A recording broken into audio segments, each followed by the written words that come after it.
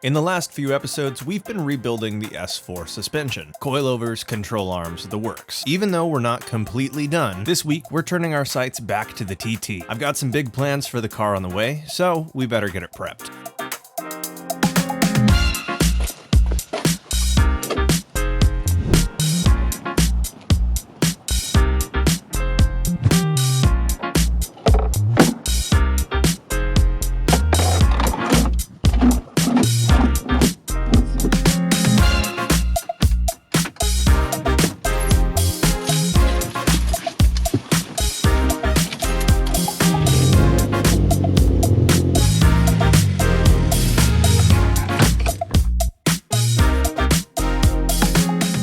It's been a little bit since we've been under the hood on this car. How about a quick recap for where we left off? The last thing we did to this car was upgrade the PCV system and the intake manifold. And the biggest thing on the horizon for this car is a full cosmetic refresh. We're gonna vinyl wrap it, throw on some custom aero, and at the end of the day, this car is going to be seriously good looking. At the same time, we're also gonna look into more power for the car. Both the wrap and that are large projects though, none of which suited for a 20-degree weekend. We can, however, take baby steps towards being ready for each of those.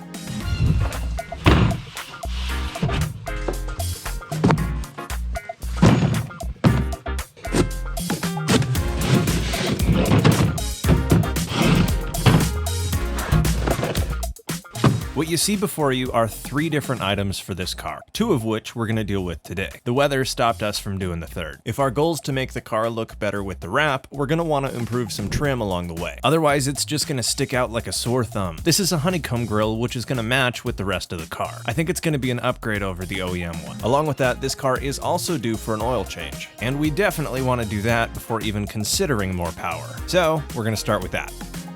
Oil changes have a similar process car to car. First thing you want to do is take the cap off, and then you can, Well, that's not exactly what you want to see. And if your car looks at all similar, you might initially be pretty worried. Is the car broken? Not so fast. Well, this is the same color as coolant in the oil from something like a blown head gasket. The real story is going to be told when we drain the oil. If the oil happens to look the same, we've got a big issue. And if not, it warrants a further explanation.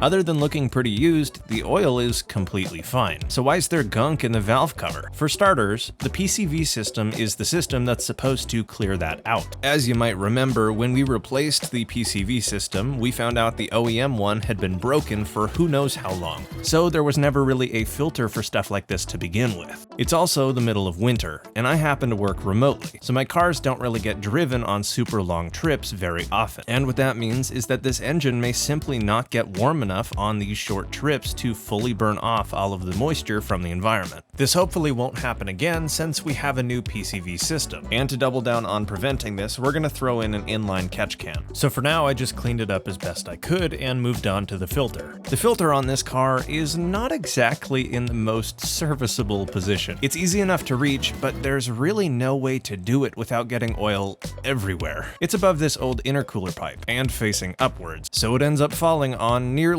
everything. Seriously? This made a bit of a mess. In hindsight though, and so that you can make slightly less of a mess than I did, I suggest you remove this lower intercooler pipe. My car has a front mount, so at this point all this does is hold some lines, but it's really just 3 bolts on either side in exchange for a whole lot more room to work. With the old filter out, we're ready to prime the new filter before reinstalling it. The new one they sent me is slightly thicker than the old one, so we were gonna have to take that intercooler pipe out anyways to fit it up in there, or just use a little more persuasion. This way, it's easy to get it in there, make sure it seals, and tighten it to hand tight.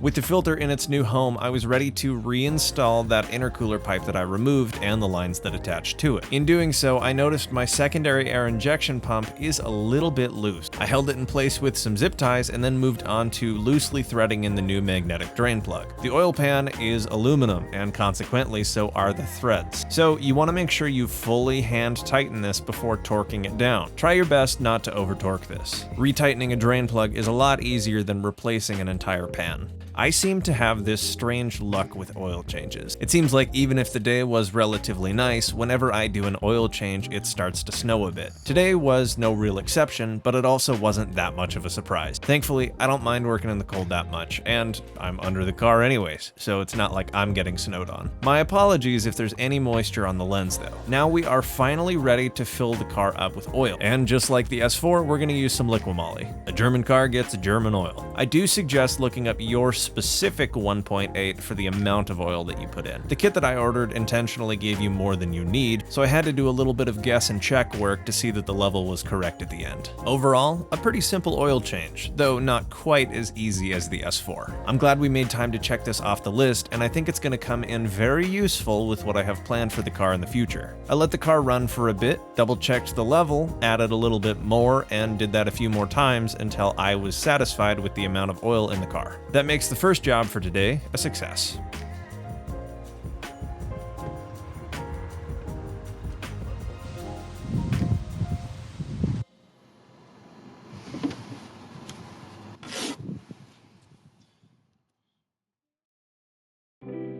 Okay, the front grille of an Audi TT. There are a few types that come on the car depending on what TT you have, but one thing is the same. The plastic pattern on the grille does not match the lower plastics on the bottom of the bumper. Those are honeycomb, and for some reason, the OEM grille isn't. In my head, I have this idea for what I want this car to look like when we're done with all the cosmetic changes, and a big part of that is going to be a more cohesively styled grille. The proper way to remove this front grille would be to remove the entire bumper. But if you have an idea of what all the clips holding the bumper in place look like, you can reach all of them just by unbolting the top of the bumper with a screwdriver. There are basically 5 or 6 little clips that you need to reach through and push down. You'll hear a click, and that portion of the grille will come out.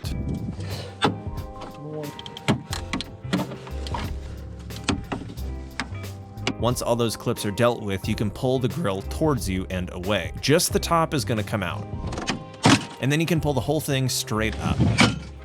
There's not really plastic hooks holding the bottom in place. There's these little plastic protrusions from the grille, and on the other side of the bumper, they're grabbed by pressure by these push washer things. So I found if you pull it directly upwards, you're not gonna break any of those tabs. Those washers are just gonna come off, which is the popping noise you hear. Here's what the new grille looks like side by side with the old one. It's quite a bit different in style and how much it pushes out from the base of the car. It's a lot simpler, and overall, I would say an improvement.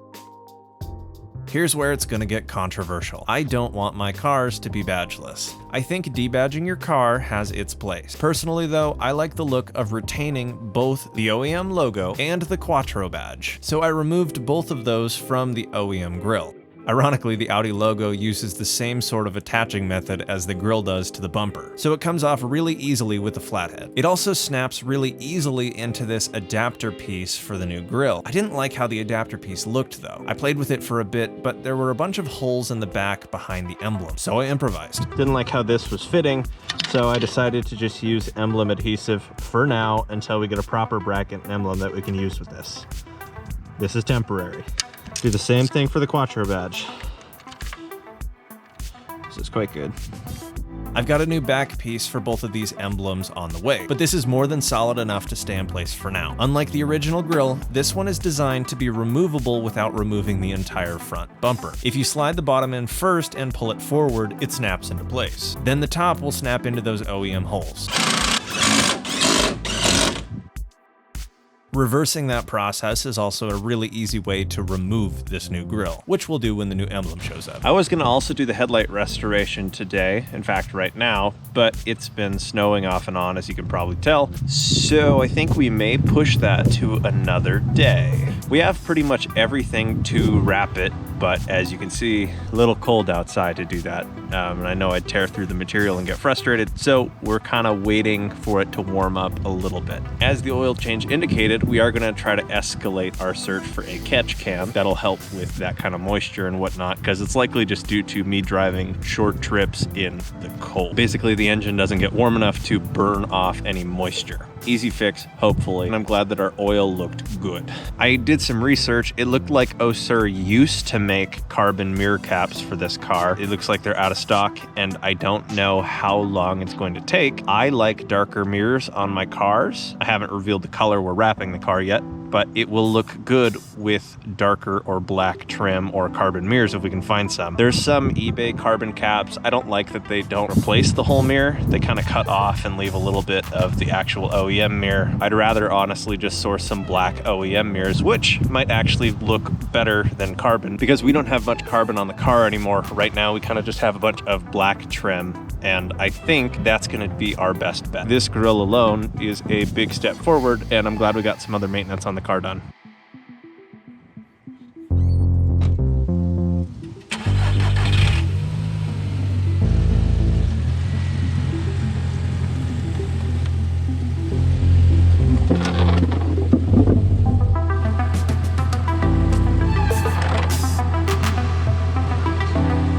While I was parking the car, I decided to become a paranoid individual, yet again, and recheck the level of the oil just to make absolute certain that we did it right. Everything checked out, so we were good to take a step back and look at the improvements we made to the car.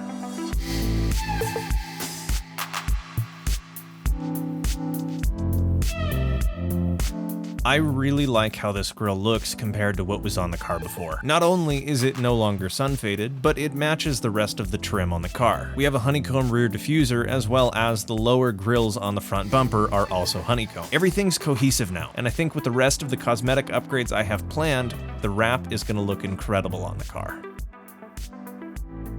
Thank you so much for watching. If you enjoyed the video, consider dropping a like and subscribing for more. It's the best way you can help support me and my content. I've got big plans for both cars and the channel in general for the future, so I hope you're as excited as I am. Thank you again. I'll see you guys in the next episode. Have a wonderful day.